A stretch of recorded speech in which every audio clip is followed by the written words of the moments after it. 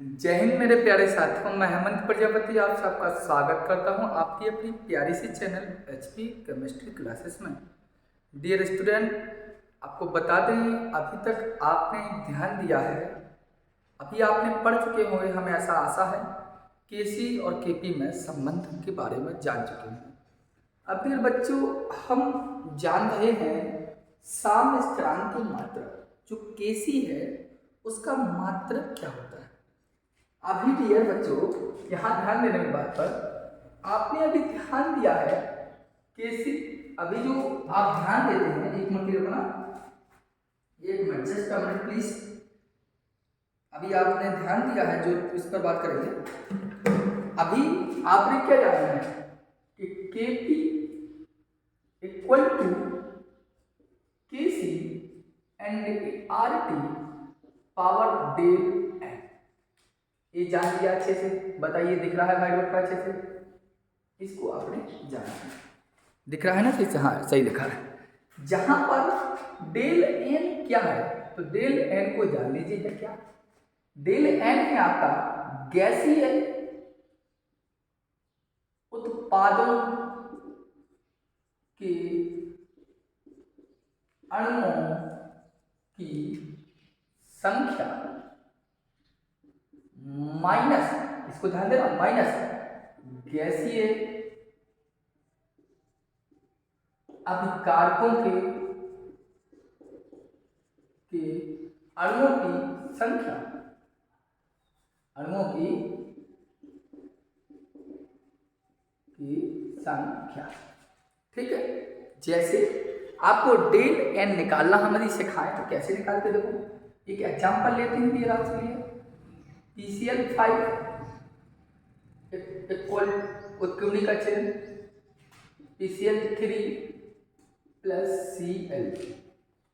हमने कहा ये जो दी गई, देखो हमने यहाँ पर ऐसा नहीं लगाया है जी जी, तो परेशान होना, ये सभी हम गैसीय अभिक्रियाएं ही लेकर बता रहे हैं आपको। तो गैसीय इस अभिक्रिया के लिए डेल एन का मान क्या होता है इसको आप जानो। तो डेल एन का मान आपको जानना है तो कोई दिक्कत नहीं है। डेल एन इक्वल टू क्या होगा? गैसीय उत्पाद, उत्पाद कहाँ है? ए वाले कितने हैं? एक PCl3 एक Cl2, कितना टोटल, माइनस गैसीय अभिकारक, अभिकारक कहाँ है? PCl5 कितना है? एक, 2 - 1 इक्वल टू 1। समझ में आ गया? जैसे चलो अभी बात समझ में आओ तो आगे देखें। N2 plus 3H2 irreversible, only reversible, no irreversible, only reversible equal to 2NH3। ठीक है, this reaction and to del n निकाले हम, देखो कैसे निकलेगा। क्या क्या क्या, ये सभी गैसीय लिया हमने, कैसे लिया हमने? ये भी गैसीय रूप में लिया है, ये भी गैसीय रूप में लिया है, ये भी गैसीय। हम ना भी लिखें तो अभी ध्यान देना, जितनी भी रिएक्शन मैं समझा रहा हूं आपको सभी की सभी गैसीय हैं। ठीक है, चाहे वो अभिकारक हो चाहे वो उत्पाद। तो गैसीय उत्पाद, उत्पाद कहाँ है? ये कितना है? 2, 2 माइनस अभिकारक कितने हैं? एक N है, 3 है, 4 बोले तो माइनस के 2। बात समझ में आ गई? जैसे आप ऐसा समझ लो N2 प्लस O2 उत्क्रमणी का चिन्ह 2N। हमने कहा इसके लिए डेल एन निकालो, तो डेल एन मतलब गैसीय उत्पाद कितने हैं? उत्पाद 2, अभिकारक कितने हैं? 1 और 1, इक्वल टू 0। बात समझ में आई हो? तो केपी और केसी जो आरटी डेल एन निकाला, इनमें जो डेल एन निकलता कैसे है वो आपने अच्छे से जान लिया है। ठीक है, अब बात करेंगे साम्य स्थिरांक के मात्रक पर। Unit of chemical, no, equilibrium constant. ठीक है, यूनिट ऑफ इक्विलिब्रियम कांस्टेंट की बात करेंगे हम।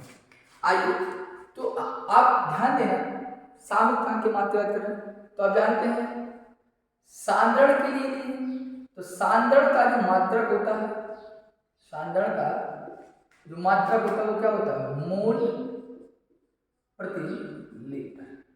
ठीक, इसलिए केसी जब निकालेंगे तो केसी इक्वल टू मोल प्रति लीटर। लेकिन क्या होगा यहाँ पर डेल एन। इसी तरह आप दाब के लिए बात करें, दाब के लिए, दाब के लिए का मतलब समझ रहे हैं आप, नहीं समझे?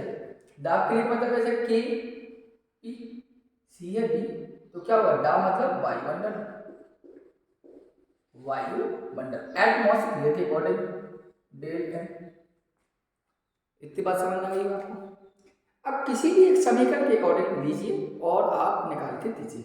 जैसे हमें समीकरण इन्हीं के अकॉर्डिंग लिख के चलते हैं। देखिए चलो, हमने कहा क्वेश्चन, कोई एक समीकरण लेते हैं, जैसे लिया हमने कहा H2 प्लस I2 उत्क्रमणी का चिन्ह 2HI के लिए KC व KP के मात्रक बताइए। तो बस निकाल दीजिए, कोई दिक्कत नहीं। केसी का मात्रक निकालना है तो केसी को कैसे निकालते हैं? केसी इक्वल टू मोल प्रति लीटर पर डेल है।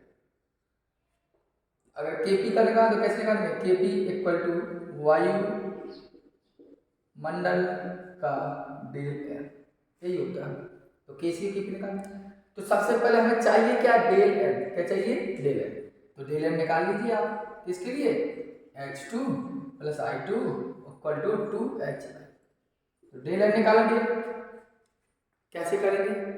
वही प्रक्रिया है, गैसीय उत्पाद के अणुओं की संख्या माइनस गैसीय अभिकारकों की अणु संख्या। गैसीय उत्पाद कितने हैं? ये दो, दो माइनस अभिकारक कितने हैं? एक और एक, तो टोटल कितने हैं? दो, बोलो तो जीरो। तो डेल एन कितना आया? जीरो। तो यहाँ मान लगी डेल एन क्या है? मोल प्रति लीटर पावर जीरो, यही होगा। ठीक, आगे समझ में आई? अब क्या होगा? केपी निकालना तो वायुमंडल